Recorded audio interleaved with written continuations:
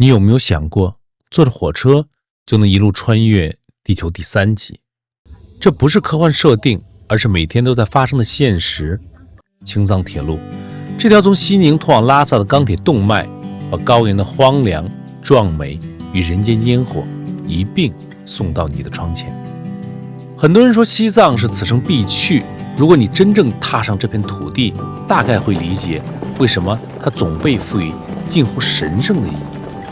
它的辽阔不是空洞的形容词，而是一眼望不到边的雪山、湖泊、草原和沉默的守路人。我们强烈建议秋冬季进藏，此时是旱季，天空澄澈的不像话，那些常年躲在云里的山峰也终于愿意露出羞涩的脸庞。如南迦巴瓦，当地人叫它修女峰，10人9不见。可是我们在冬季的那几天几乎天天与它打照面，静默如神奇。而此时还有东游西藏的政策，除寺庙外，所有的4A级景区免门票，连布达拉宫都包含在内。酒店的价格也跌到了旺季的1/3。我们12天的行程不含大交通，人均才3000出头。参观体验更是天壤之别。旺季时的布达拉宫不仅抢票全凭运气，还要限流，还要分 A、B 线，而冬天却能从容进出，2条线路随便走，想看多久看多久。进藏的方式有很多，飞机快，但少了过程；自驾自由却有难度。对我们普通人来说，青藏铁路可能才是最稳妥也最有仪式感的第一选择。欢迎来到神奇的天路。一切的故事都从西宁火车站的那个夜晚讲起。我们选的是 Z9817 次，晚上9点10分发车。无论你从北京、上海还是广州出发，前半程都是普通列车，只有到了西宁才会换成青藏铁路专用的供养列车，这里才是真正进藏的起点。这张图是青藏铁路的沿线主要站点和景点，我也会贴在评论区。选列车有个窍门，尽量挑选晚上发车的班次，越晚越好，这样第2天整整一个白天，你都是在欣赏流动的风景。11车，那咱就是11车啊，11车往那儿车。西宁到拉萨，张望。和传说的不一样，上车后没有人去擦车窗，我是第一个，但大家立刻秒懂这个动作。我是第一个下来参观的，都是给我写。现在在西宁海拔2.2，没发车呢，就已经变成这样了。我们选的是卧铺，干净整洁。硬卧我也专门去看过，同样的规格足够舒适，而且没有多少人。其实买硬卧就够了。进藏列车是弥散式供养，但床头和走廊还是设有独立的吸氧口，插上管子就能直接吸。后来才知道，这玩意儿关键时刻真能救命。上车不久，高原旅行健康登记表速通生死路。列车员反复叮嘱我们，有任何不适立刻找我。现在是从西宁出发一会儿，海拔已经到2597了，海拔是一路上升。昏沉中掀开窗帘的一角，天边泛起鱼肚白。此刻是清晨7点，列车正驶出可可西里。我心下一沉，看藏羊的机会大概是没有了。深秋时节，日出在8点后，而藏羊最活跃的时段正是凌晨穿越铁路通道时。可惜我们路过时仍是黑夜。在半夜，在睡梦中，我们曾驶过楚马尔河大桥，专为藏羊迁徙而建。这也是青藏铁路最动人的细节之一。人类修路，却为野生动物让道。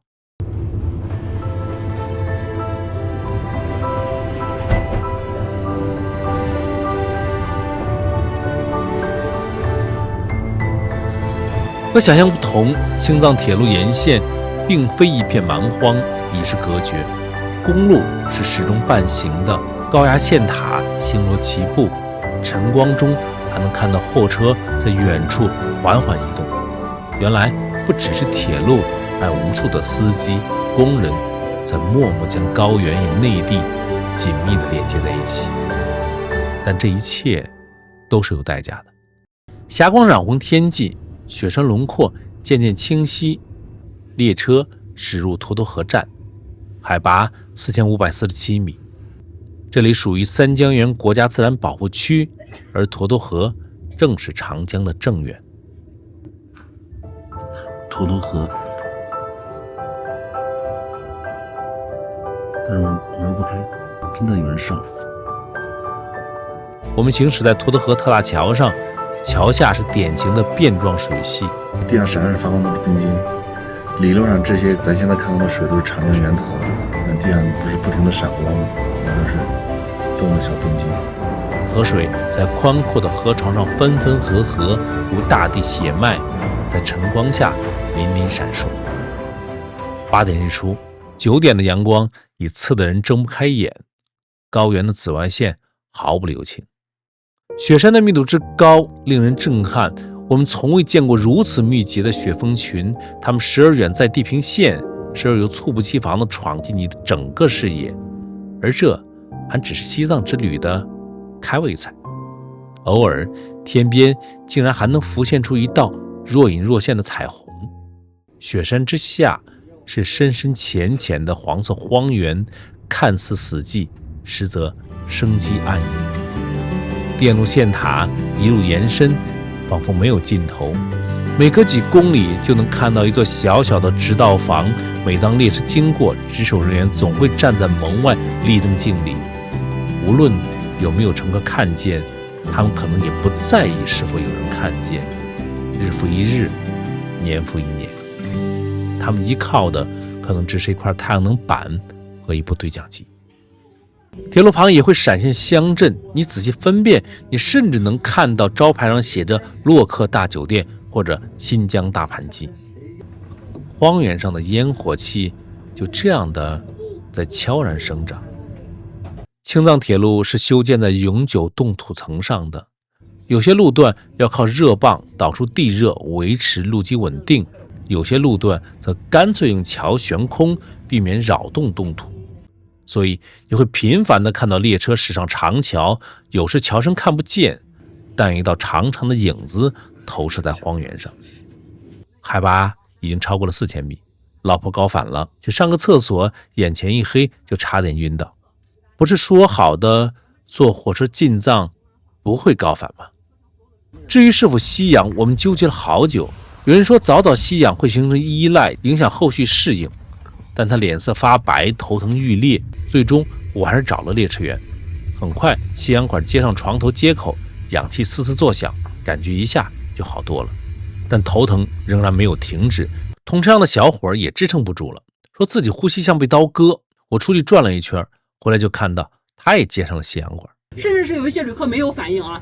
其实车厢里大多数人的状态尚可，高反这事真的是小马过河，因人而异。火车进藏虽缓，但其实并不能避免高反。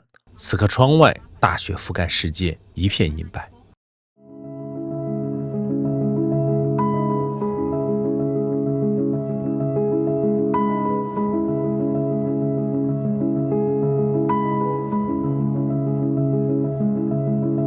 远处山坡上密密麻麻的小点随风移动，拉近镜头再看清是牦牛，漫山遍野在悠然吃草。在这片生命禁区里，有牦牛，有定基点，甚至有小卖部。列车抵达唐古拉站附近，海拔5072米，世界最高铁路车站。雪山、湛蓝湖泊、黑芝麻般的牦牛，这就是世界屋脊的日常。下一站安多，海拔4702米，世界海拔最高的有人值守车站。停车2分钟，所有人蜂拥而下，在站台上深吸一口世界之巅的空气。铃声一响，又急匆匆跳回车厢。别小看安多，它是个功能齐全的县城，有银行、医院、加油站，甚至奶茶店。离开安多，地貌周遍，红色岩山披着雪线，山脚是金黄苔原，湖水湛蓝如宝石，牦牛点缀其间，宛如一幅天然油画。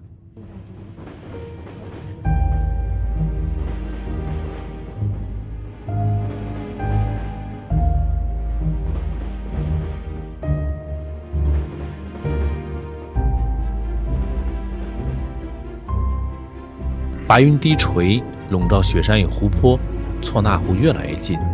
海拔4650米，世界海拔最高的淡水湖之一，这里也是怒江的源头。青藏铁路在此离湖岸最近处仅20米。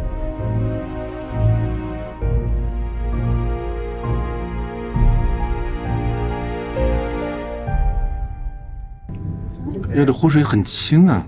高原上湖当然清。高反中的老婆一直在卧床休息，但路过错那湖时，竟然也挣扎地爬起来，看了整整10分钟。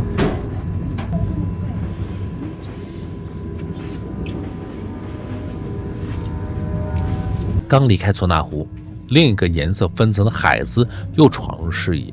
高原的湖泊从不吝啬色彩。这一路上，车厢里的人基本只做2件事：一是交换旅行信息，各种组队，各种拼车；二是拍照，疯狂拍照。20小时的车程，没人觉得漫长。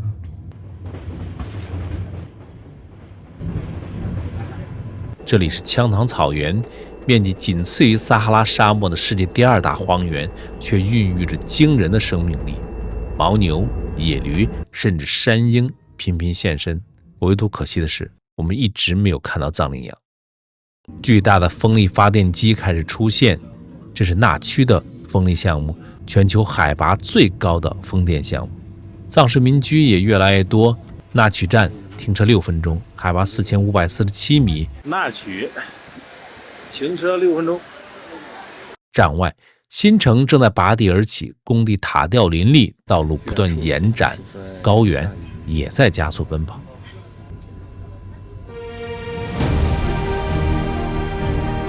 忽然，一座巨峰横亘天际，念青唐古拉山，海拔7111米，藏地3大神山之一。传说中，他身披白衣，骑白马，统领藏北众山神，而他的背面就是错那湖。他和念青唐古拉本是一对恋人，因误会而分开，化为雪山和圣湖遥遥相望。列车驶过羊八井，地热之城，海拔4306米。从这里开始，进入一条长长的隧道，海拔骤降600米。出隧道时，柳暗花明，拉萨近在眼前。海拔3400，过了羊八井那个地洞，直接就从4600左右降下来，3465。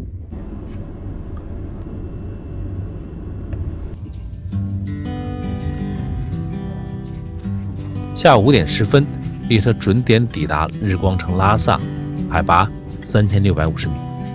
客们下车后，请走在白色安全白线以内。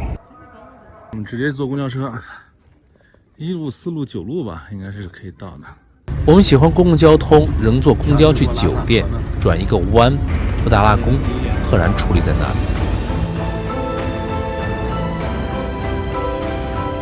那一刻，旅途的疲惫、高反的担忧、20小时的颠簸，全都值了。青藏铁路远不止一条交通线，它是移动的观景台，是地质教科书，是生态走廊，更是无数普通人用青春以坚守编织的生命线。这条铁路上，你看到的不仅是雪山湖泊，更是人类如何在极限之地小心翼翼地与自然共处，既不征服，也不退让，而是努力地在寻找一种平衡。在下一期里，我们将用公共交通玩转拉萨及周边，布达拉宫、大昭寺、色拉寺，甚至还有羊湖。记得关注。